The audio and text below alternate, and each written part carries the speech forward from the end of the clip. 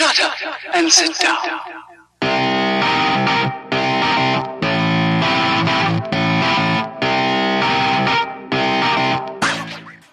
I'm Alex Valtrades, and this is the PostView review for Black Panther. This movie has too many characters. I know people have been referring to it as the Game of Thrones of Marvel movies, but I can't stand Game of Thrones, books or TV show. It's just the War of the Roses, and I can just read about that to get my intrigue. Many of the actors did a good job, but the plot is focused on creating action without sense or good visibility, and is split between too many people, so Black Panther doesn't get to shine. More time went into the sets and costumes than did the writing. I'm going to do something a little different in this review. I'm going to rewrite this movie.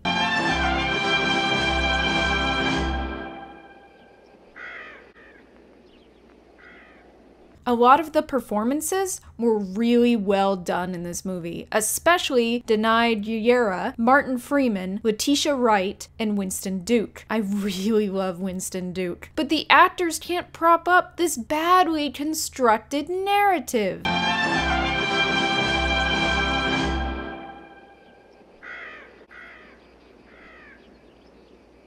All the writing is focused around creating action set pieces instead of creating emotional force for T'Challa. How did T'Challa land in the first action scene? Don't know, but wasn't it cool to see him jump? I guess. How did T'Challa take down that first Wakandan shipment? Don't know, but wasn't it cool to see him come out of the wreckage? I guess. Wasn't it cool that T'Challa took Ross to Wakanda to save him? More like unbelievable that the CIA would allow one of their agents to be taken to a foreign country while injured, unaccompanied by another agent. Did you remember that Okoye and W'Kabi had a romantic relationship? No? That's okay. They'll remind you when it's important. So I would cut the Queen Mother, Zuri, Nakia, W'Kabi, and Ross. Even though these were well-performed parts, these good actors were wasted in superfluous roles. You're probably wondering how the story could work without these characters, and I'll tell you, it would be tighter. To rewrite this movie to focus on T'Challa and cut down the characters, let's start. Someone was spying on Njobu, but it's not really important who. Then cut the scene in the museum because it's not needed at all, slows down the pacing of the movie, and is rife with Hollywood cliches. Cut picking up Nakia because she's not in the movie. Remove Challenge Day because hand-to-hand combat is a stupid way to choose a leader. Instead, have his coronation be interrupted by the Jabari tribe showing up and saying that the rest of the tribes of Wakanda like to think they're so advanced because of their technology, but are they really, since monarchy is how they choose their leaders? The Jabari instead choose their leader, and despite living simply, they think monarchy is archaic. Ooh, is that more nuance than Marvel can handle? The Jabari leave because they weren't there for a fight, but a formal protest, giving everyone something to chew on. The border tribe leader made subtle jabs to Shuri about how T'Challa has basically exposed Wakanda's secrets to too many people. Then, oh, they find out that Claw is in South Korea making some arms deal. Cut down the James Bond Q scene with Shuri. Not everyone gets meme jokes, and they date a film pretty fast. Just T'Challa and Okayo go there. They take him out without a flashy car chase with things we've all pretty much seen before, but with some awesome hand-to-hand fighting. Ross isn't fucking there. It doesn't matter who Claw is making the deal with, the goal is Claw. They're about to take him to Wakanda when, yes, he's taken from them. Killmonger is not among those who take him. Okoye is pissed because she's the one who's been trying to get Claw this whole time. Not because he killed her parents, but because he's an asshole who hurt the country she loves. They get back and have to tell the council that they lost him. Now that the setup to the rewrite is done, the spoiler section will hold the rest of the rewrite and examples of why this was needed. Skip ahead to get my rating.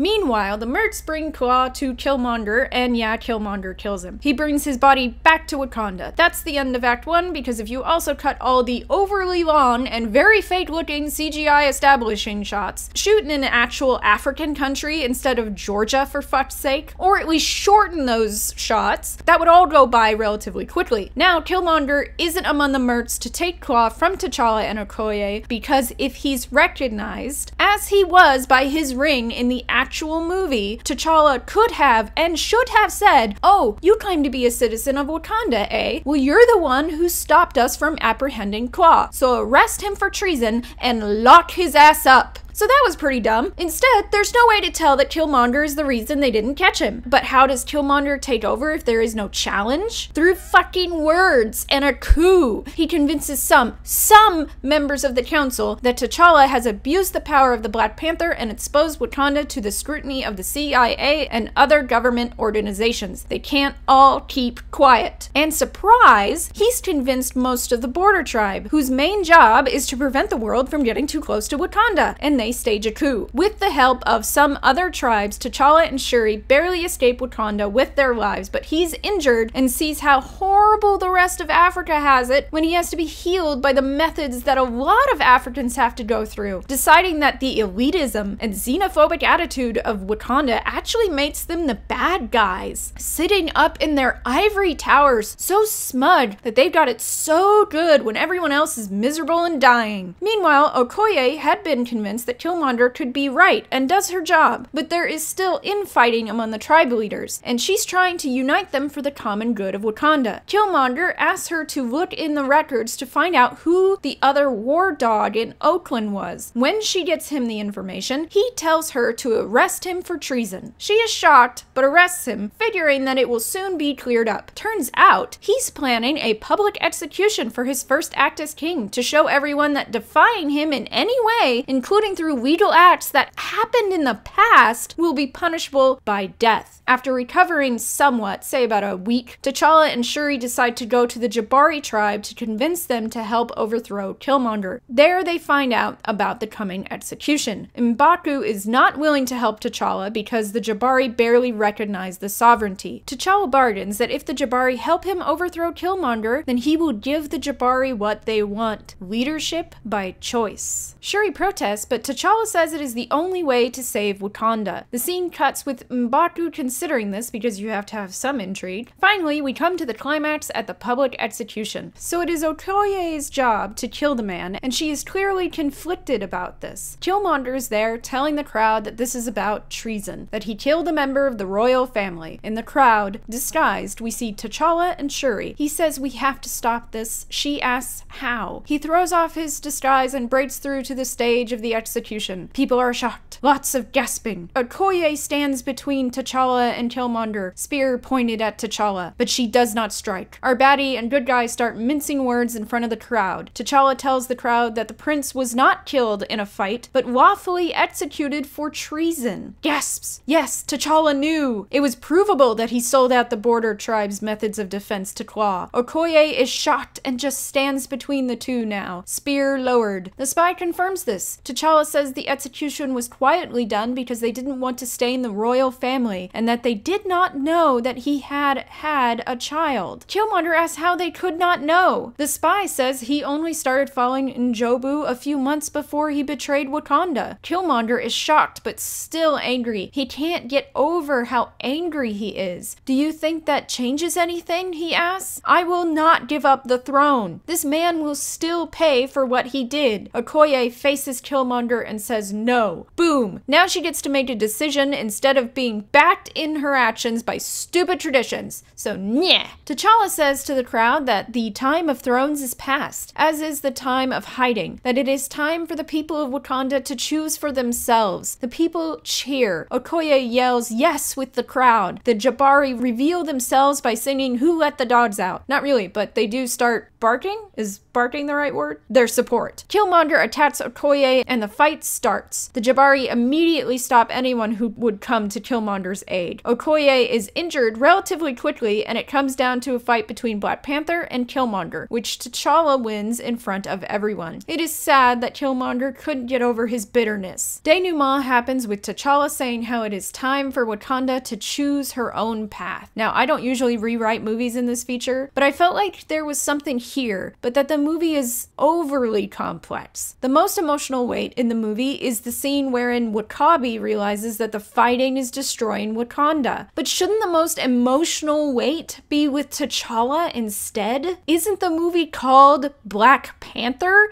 Not two dickheads decide to commit treason? In this rewrite, we have less of people sitting in a circle and talking, or lying in the dirt and talking to dead people. The plot I've given here may seem to change a lot about the mythos of Black Panther, and even takes some agency away from female characters by either getting rid of them entirely, or lowering the number of fights they're in. But the name of the movie is Black Panther, so I expected T'Challa to do most of the work. Damn it. It actually adds more agency for Okoye by letting her come to a decision without tradition guiding what she does, which was annoying. But we also needed less characters, and while I watched the movie, I couldn't help but think T'Challa needed to open his fucking mouth. That a so-called advanced society is not xenophobic, which is the point they made, but also doesn't have a monarchy or leadership by combat. I've read enough of actual monarchies to know that they are far worse than the idealized picture presented in this movie. It only takes 1 or 2 generations before a despot is the rightful ruler. So Wakanda is a fairy tale in that regard, and the movie supports the very archaic idea that the rightful monarch is the naturally best ruler. So yes, I got rid of it in this plot because it is stupid. But I'm an American whose ancestors left monarchies, so there. I mentioned the action, and it isn't very well shot. Wasn't that fight between Black Panther and Killmonger amazing? Maybe,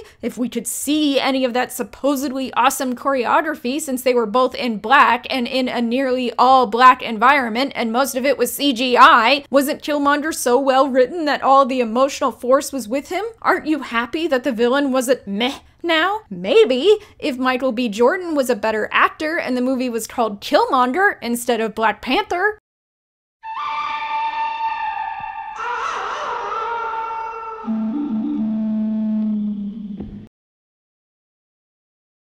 Listen, the name of the movie is Black Panther, not Black Panther's friends, family, and enemies. How about the movie actually be about Black Panther? How about that, huh? The movie spends more time on its pretty decor and costumes than it does on its story or character development. You can keep all that stuff, but at least make a good, strong movie to go with it. If you think it is racism that makes me not like this movie, remember that my plot cuts Ross, the one good white character in the movie. I don't care if there are any white people in this movie. I don't care if the only one is Claw, a bad guy, but he's an established bad guy in the MCU and has a history with the Wakandans. I don't need a white hero. I need a well-written hero and plots well-written to go with the hero. You should need those too. Black Panther is only a 6 out of 10, much like Wonder Woman, as it gets too wrapped up in a social idea instead of a narrative one. It's not as if you can't